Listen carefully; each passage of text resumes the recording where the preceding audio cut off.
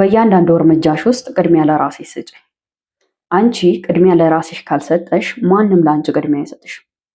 ሁሉም ሰው የየራሱ ሩጫ ላይ ስላለ አንቺን ያስታውስሻል ብለሽ በፍጹም እንዳታስቢ።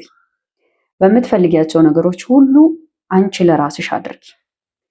ጠዋት ተነስተሽ ወደ ስራ ልክ እንደ ማሽን ከመግባትሽ በፊት መጀመሪያ ውሃ ጠጪ። ከዛ ያለውን ቁርስ ቢ። ከዛ ወደ ስራሽ ግቢ። ትንሽ ቆየት ብለሽ ካለ ትኩስ ነገር ተጠቀሚ። ከሌለም ደግሞ በገንዘብሽ አውጥተሽ ገዝተሽ ተጠቀሚ።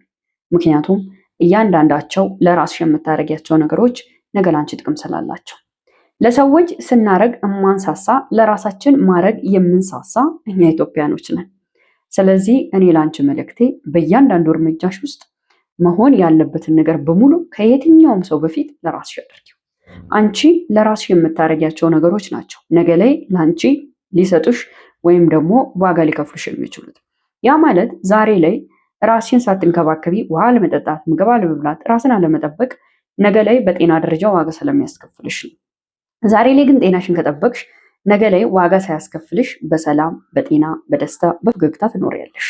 ስለዚህ ከየትኛውም በፊት መጀመሪያ ለራሴ ማለትን አዘወትረሽ ልመጂ። አዲስ ከሆንሽ ሰብስክራይብ፣ ላይክ ማድረግ እንዳይረሳ። ስለ አረብ ሀገር፣ ስለ ህይወት አስተማሪ ቪዲዮችን ታገኛለሽ። መልካም ጊዜ